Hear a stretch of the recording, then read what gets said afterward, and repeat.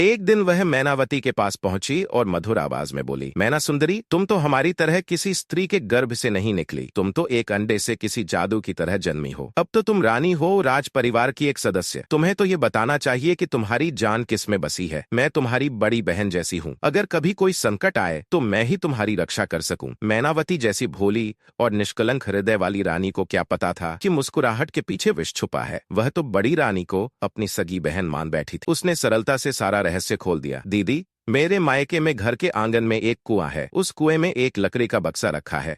उस बक्से में एक छोटी सी डिबिया है और उस डिबिया में एक मोतियों की माला है। उसी माला में मेरे प्राण बसे हैं। ये सब सुनते ही राजेश्वरी के होठों पर एक कपटी मुस्कान आ गई, पर चेहरे पर चिंता का अभिनय करते हुए बोली, मैना सुंदरी, तुम्हारी जान तो बहुत ही गुप्त और सुरक्षित जगह पर है, लेकिन ध्यान रखना, रानियों के अनेक दुश्मन होते हैं और राजमहल में जान का खतरा सदा बना रहता है। यह कहकर वह धीमे कदमों से वहां से चली गई। मैनावती अब तक राजेश्वरी की कई बातों में खोई हुई थी। मन में हलचल थी, शंका भी थी, पर विश्वास ने सब कुछ ढक रखा था। तभी पीछे से राजा वीर प्रताप आए और मुस्कुराते हुए बोले, मैना सुंदरी, किस सोच में डूबी हो? हमें भी तो बताओ। मैनावती ने हल्की आवाज में कहा, महाराज, अगर मुझे कुछ हो जाए तो मेरे शरीर को जलाना मत। राजा चौंक गए। यह कैसी अशुभ बातें कर रही हो मैना सुंदरी? मैनावती ने शांत स्वर में कहा, महाराज, मृत्यु तो एक दिन सबको आनी है। मैं बस आपसे एक वचन चाहती हूँ। अगर कभी ऐसा समय आए तो मेरे लिए एक अलग महल बनवाइएगा। उसके आंगन में मेरे शरीर को रखिएगा और चारों ओर ऊंची ऊंची दीवारें बनवाइएगा, ताकि कोई भीतर प्रवेश न कर सके। महल के भीतर एक सुंदर बगीचा और जीवन की जरूरत का सारा सामान भी रखवाइएगा। राजा ने उसे बीच में ही रोकते हुए कहा, अब शांत हो जाओ मैना सुंदरी, जब तक मैं जीवित हूँ कोई तुम्हें छू भी नहीं सकता। मैं सदा तुम्हारे साथ हूँ। यह कहकर उन्होंने मैनावती को अपने आलिंगन में भर लिया। राजा वीर प्रताप ने देखा कि मैनावती के माथे पर तेज बुखार है। चिंता में डूबे राजा ने तुरंत राजवैद्य सुश्रुत को बुलाया। वैद्य ने नाड़ी देखी, कुछ औषधियां दी और मुस्कुराकर कहा, महाराज, यह बुखार कोई चिंता की बात नहीं, बल्कि खुशखबरी है।